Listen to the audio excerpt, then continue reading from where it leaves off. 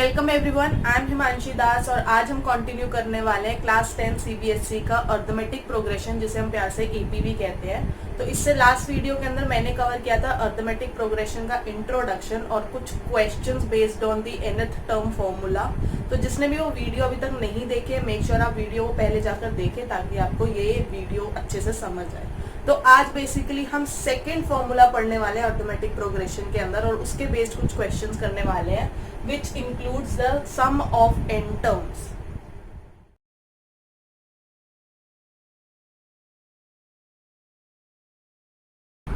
तो last video में हमने देखा था अगर मुझे एक एपी गिवन है और उसकी 22nd टर्म मांगी है, 50th टर्म मांगी है या इवन 1000 टर्म मांगी है, तो एक बेसिक सा फॉर्मूला यूज करके हम वो निकाल सकते हैं।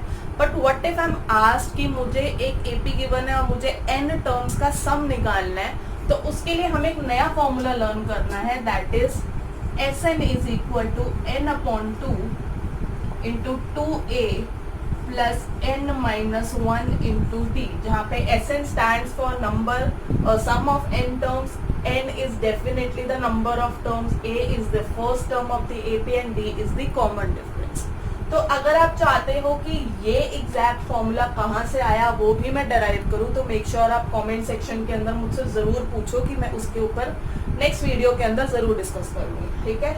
अब अगर मैं ध्यान से देखूं, अगर मैं इस 2a को तोड़ दूं a प्लस a में और बाकी सब एज इट इज लिख दूं एज पर दी फॉर्मूला, तो यहाँ से मुझे दिख रहा है कि this is becoming the formula of the nth term जो हमने इनिशियली पढ़ा था।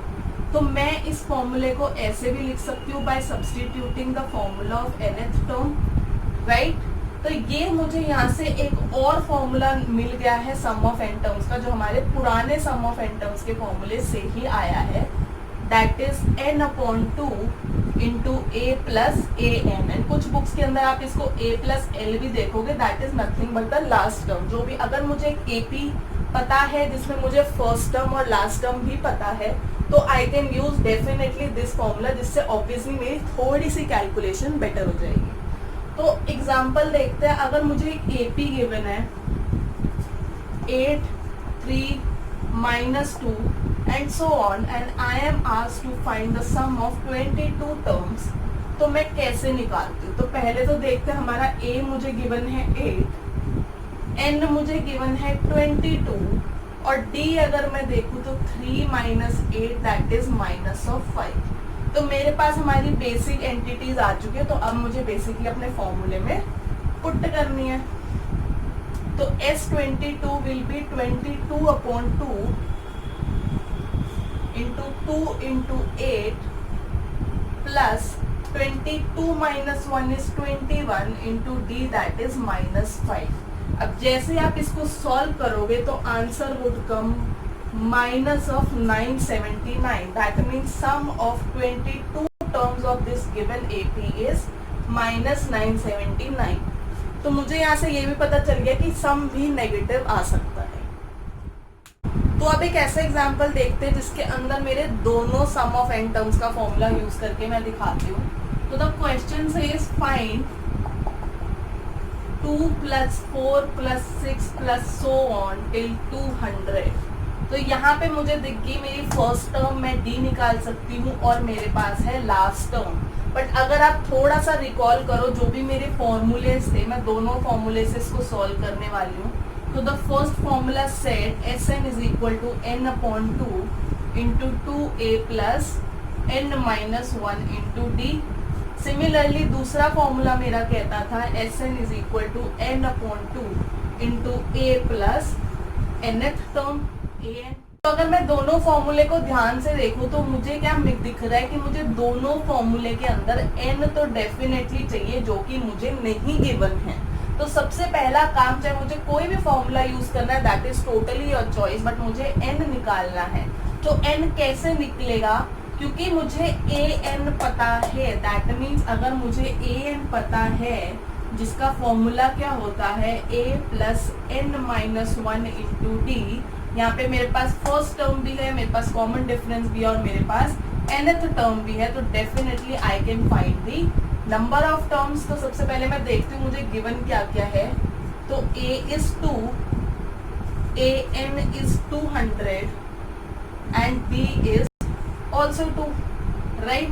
तो यहाँ पे पुट करके देखते हैं, तो 200 is equal to 2 plus n minus 1 into 2। तो यहाँ से जैसे ही आप सॉल्व करोगे तो n की वैल्यू आ रही है 100, राइट। तो अब मेरे पास n भी आ चुका है, तो दोनों फॉर्मूले पुट करके I can simply find out. तो s 100 would be 100 upon 2 into 2 into 2 plus 99 into 2। तो जैसे ही आप इसको सॉल्व करोगे इट वुड कम 10100। तो सम ऑफ 100 टर्म्स या sum of the given AP is 10100। वही मैं देखूँ, अगर मैं इस फॉर्मूले से सॉल्व करना चाहती हूँ तो simply putting the values. n मेरा आया था 100, जो मुझे डेफिनेटली पेपर के अंदर शो करके दिखाना है कि n 100 कैसे आया है। तो 100 upon 2, a was 2 and an was 200। तो इसका आंसर भी आ रहा है 10,100। So let's see हमारा नेक्स्ट क्वेश्चन क्या कहता है। If the sum of first m terms of an AP is 2m square plus 3m, then what is the second term? तो मुझे गिवन है sm की वैल्यू, एक रिलेशन जो कि है 2m स्क्वायर प्लस 3m। अब ऐसे कुछ क्वेश्चंस हमने nth टर्म फॉर्मूला के बेस पे भी किए थे और ऐसे ही कुछ क्वेश्चंस हम sn टर्म फॉर्मूला के बेस पे भी कर रहे हैं, बट इन दोनों में डिफरेंस है। वो डिफरेंस क्या है उसको यहाँ पर समझो। अगर मुझे एक AP गिवन है that is 3, 6, 9 and so on, I know that first term of this AP is 3। पर अगर मैं वही बात करूं हमारे फर्स्ट टर्म का सम कितना होगा, तो क्या वो भी A1 ही नहीं हुआ, दैट इज 3। अगर मेरी AP में सिर्फ एक ही टर्म है तो उसका सम भी तो वो फर्स्ट टर्म ही हुआ ना, ठीक है। वही बात करते हैं, A2 मुझे गिवन है 6, पर वही अगर मैं S2 निकालने लगी तो मुझे पता है वो फर्स्ट टू टर्म्स का सम है, दैट इज 3 प्लस 6 इज 9। पर अब मुझे इन दोनों के बीच में एक रिलेशन चाहिए। अगर मैं S2 में से, that is sum of the first two terms में से हमारा वो फर्स्ट टर्म माइनस कर दूँ, अगर मेरा S2 बना कैसे है, A1 प्लस A2 ही तो बना है। मुझे इसकी वैल्यू पता, मुझे इसकी वैल्यू पता, तो क्या मैं A2 नहीं निकाल सकती हूँ? या फिर मैं वही बात करूँ, A2 क्या बन गया यहाँ से, S2 माइनस ऑफ A1, या मुझे पता है A1 एक्चुअली में किसके इक्वल है, दैट इज S1 के। तो A2 का क्या फॉर्मूला बन गया है हमारे पास, S2 माइनस S1। ऐसे ही अगर मुझे A3 निकालना होता तो वो बन जाता है S3 minus S2 and so on. तो यही मुझे यहाँ पर भी अप्लाई करना है। तो मुझे अगर सेकेंड टर्म चाहिए तो मुझे S2 और S1 पता होना चाहिए, राइट। तो A2 क्या होता है, S2 माइनस S1। अब मुझे S2 और S1 प्रॉपरली नहीं गिवन है, बट मुझे एक रिलेशन गिवन है। तो यहाँ पे m की वैल्यू 1 पुट करूंगी तो S1 आ जाएगा, m की वैल्यू 2 पुट करूंगी तो S2 आ जाएगा। तो let us find out S1 कितना हो जाएगा, 2 into 1 square plus 3 into 1 that is 5, right. वही मैं बात करूं S2 की, तो 2 इंटू 4 प्लस 3 इंटू 2, इसकी वैल्यू आ रही है 40। तो अब सेकेंड टर्म मुझे निकालना है, तो S2 minus S1 that is 14 minus 5, तो द आंसर इज 9। तो second term of the AP is 9। ऐसे ही अगर आपसे fourth term, fifth term, seventh term कुछ भी मांगी होती तो हम यही बेसिक फंडा यूज कर हमारा जो था आंसर निकाल सकते थे।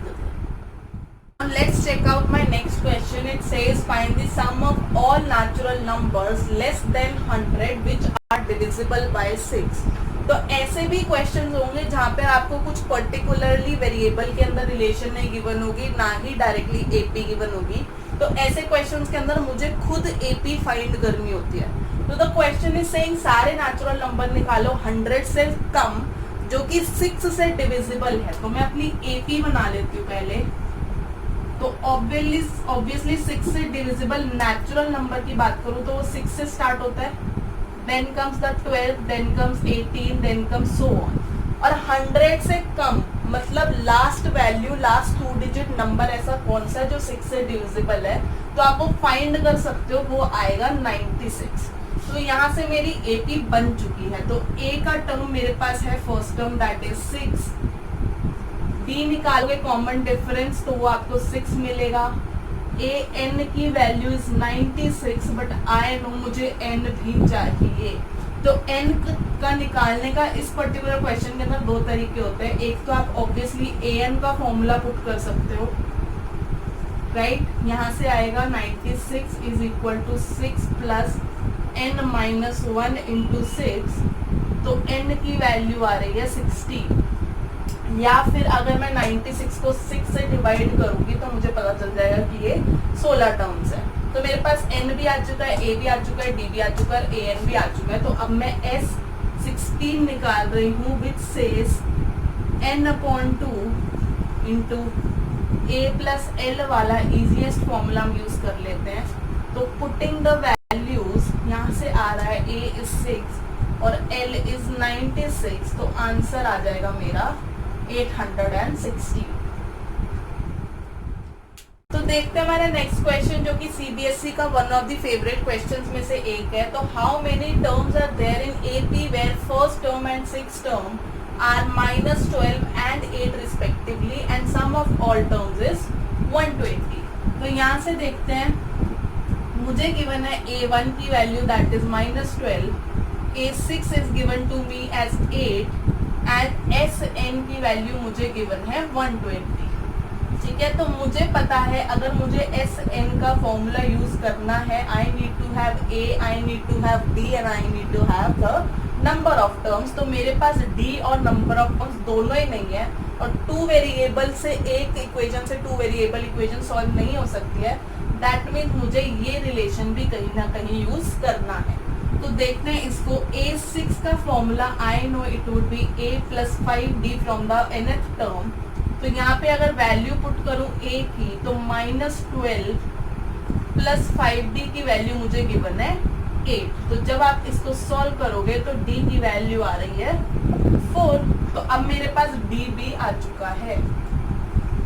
तो अब मैं सिंपली SN का फॉर्मूला अप्लाई कर सकती हूँ। SN का formula says N/2 into 2A plus N-1 into D। क्योंकि मेरे पास लास्ट टर्म की कोई भी इंफॉर्मेशन नहीं है इसलिए मैं दूसरा फॉर्मूला यूज नहीं कर सकती। तो देखते हैं SN की वैल्यू मुझे गिवन है एक्चुअली में 120, N/2 में मुझे N नहीं पता, 2A would be -24 plus N-1 into 4। अब इसको जैसे ही आप सॉल्व करोगे तो आपके पास एक इक्वेशन आ जाएगी ये वाली, ठीक है। और जैसे आप इसको अगेन सॉल्व करोगे तो n की 2 वैल्यूज आएगी because it is a quadratic equation that is n is equal to 12 and n is equal to -5।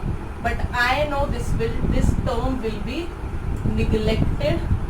क्यों? क्योंकि मुझे पता है number of terms is always the natural number. तो मतलब मेरी ये जो वैल्यू है n इज इक्वल टू 12 वो एक्सेप्ट हो चुकी है। तो देयरफॉर नंबर ऑफ टर्म्स कितनी हुई? 12। तो अब देखते हैं नेक्स्ट क्वेश्चन जो कि आई पर्सनली फील AP को ट्रूली बिलोंग नहीं करता है, बट क्योंकि लास्ट ईयर के क्वेश्चन पेपर्स में देखा गया तो definitely we should not ignore this. तो it says the sum of 3 numbers of an AP is 27 and their product is 405। Find the numbers. अब बच्चे क्या कहते हैं, सम की बात हुई और AP की बात हुई है तो SN का फॉर्मूला लगा देते, दैट इज S3, उसको इक्वेट कर देते 27। बट अगर आप ध्यान से देखो तो ना ही मेरे पास फर्स्ट टर्म है, ना ही मेरे पास नंबर ऑफ टर्म्स है, ना ही मेरे पास कॉमन डिफरेंस है। तो बेसिकली वो फॉर्मूला मेरे किसी काम का नहीं है। और दूसरी चीज प्रोडक्ट से तो उसका दूर दूर तक रिलेशन नहीं है। तो ये बेसिकली एक नॉर्मल सा क्वेश्चन है। तो देखो, अगर एक AP है that is 5, 10, 15 and so on, ठीक है। अगर मैं इसको A लेती हूँ, इसको फर्स्ट टर्म लेती हूँ, तो second term would be A plus D, जो भी कॉमन डिफरेंस होगा, and similarly third one would be A plus 2D। अगर मैं ये 3 कॉन्सिक्यूटिव टर्म्स यूज करूं एज एपी द सम जिसका मुझे 27 गिवन है, तो मुझे कहीं ना कहीं पता है कि ए भी अटकेगा, डी भी अटकेगा, और जब प्रोडक्ट करने की बारी आएगी तो दोनों स्क्वायर में चले जाएंगे और आंसर सॉल्व नहीं हो पाएगा। तो मैं एक ट्रिक लगाती हूँ कि मैं जो मिडल टर्म थी उसको ए ले लेती हूँ। ठीक है, मुझे यहाँ से पता है कि मेरा डी क्या है, 5 है, तो नेक्स्ट टर्म क्या होगी, ए प्लस डी हो जाएगी, राइट। और वही बात करूं पिछली टर्म क्या होगी, a माइनस डी हो जाएगी। ये चीज सबको समझ आई, राइट। तो अगर मैं मिडल टर्म को अपनी मीन टर्म मान लेती हूँ तो नेक्स्ट टर्म उसकी a प्लस डी हो जाएगी। डेफिनेटली उसके ऊपर हम कॉमन डिफरेंस ऐड करेंगे और उससे पिछली वाली कॉमन डिफरेंस माइनस करके निकालेंगे। तो मैं उन नंबर को इसी फंडे से ले रही हूँ। लेट द 3 नंबर्स बी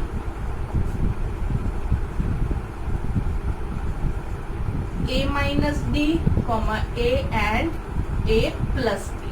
अब जैसी जैसी मुझे रिलेशंस गिवन है मैं वैसे वैसे इक्वेशन बना रही हूँ। तो अकॉर्डिंग टू द क्वेश्चन सम मुझे गिवन है 27, that is a minus D plus a plus D की वैल्यू मुझे गिवन है 27। यहाँ से जैसे ही ब्रैकेट खोलोगे d से d कट जाएगा और 3a की वैल्यू आ रही है 27। तो a की वैल्यू तो बन गई मेरे पास 9। फाइन।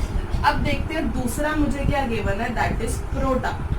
तो मैं इसको ले रही हूँ प्रोडक्ट के फॉर्म के अंदर जो कि मुझे गिवन है 405।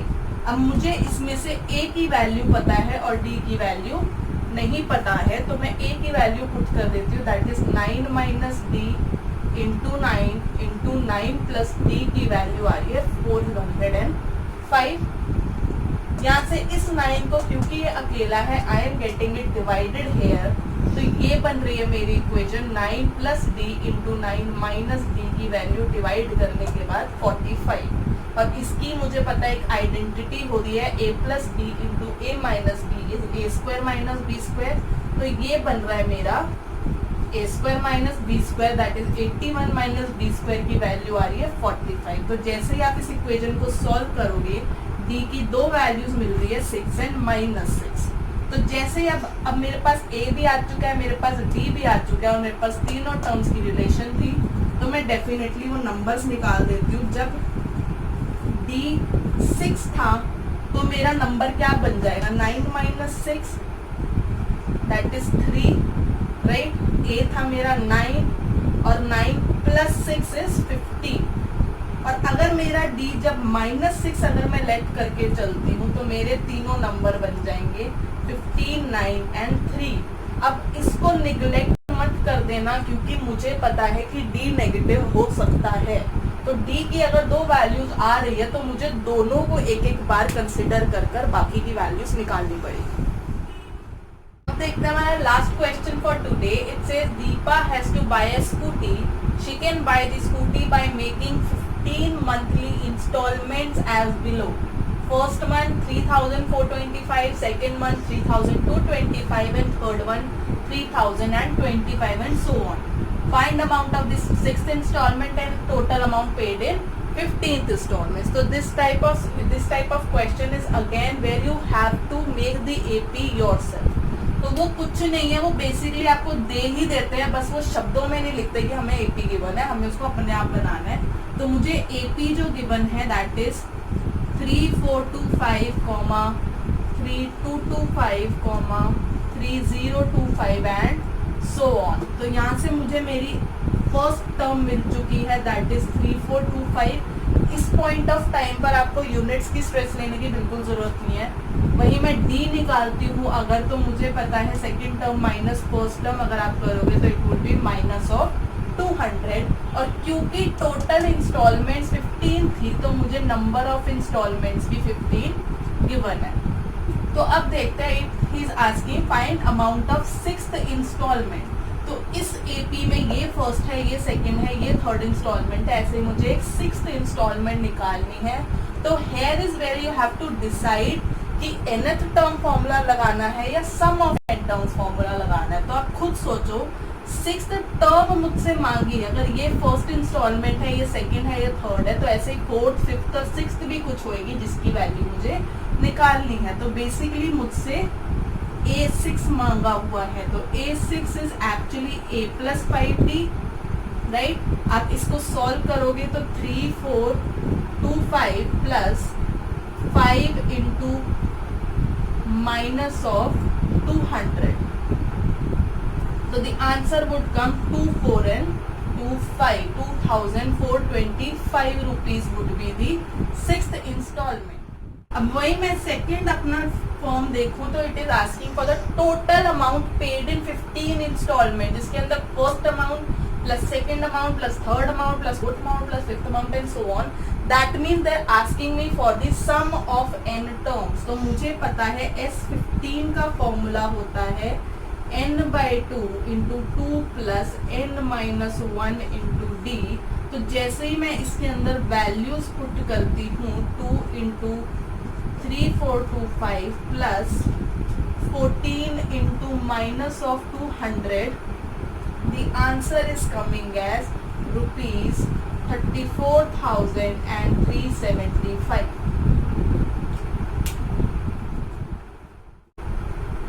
So this was it for the today's video. I hope अभी तक आपको बेसिक कॉन्सेप्ट्स ऑफ AP अच्छे से समझ आ चुके होंगे। Now you can go for your NCERT exercises. बहुत easy questions है सारे के सारे, including the optional exercise.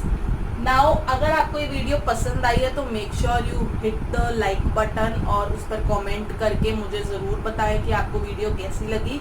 And also I have decided कि अपार्ट फ्रॉम दीज क्वेश्चन जो भी मैंने दोनों वीडियोस के अंदर डिस्कस करे हैं, there are some particular questions जो कि बहुत लास्ट ईयर के पेपर्स में देखे जा रहे हैं और थोड़े से वो इनसे लेवल अप होते हैं। तो आई हैव डिसाइडेड कि नेक्स्ट वीडियो में एक और बनाने वाली हूँ अर्थमेटिक प्रोग्रेशंस पे, all the random important questions for CBSE class 10th maths arithmetic progression. तो अगर आप वो वीडियो देखना चाहते हैं, जो कि आपको ज़रूर देखनी चाहिए अगर आप अच्छे मार्क्स स्कोर करना चाहते हैं, तो मेक श्योर आप मेरे चैनल को सब्सक्राइब करें और बेल आइकन को हिट करें, ताकि जब भी वो वीडियो अपलोड हो, जो कि बहुत जल्दी होने वाली है, तो आपको उसका नोटिफिकेशन मिल जाए। Till then bye.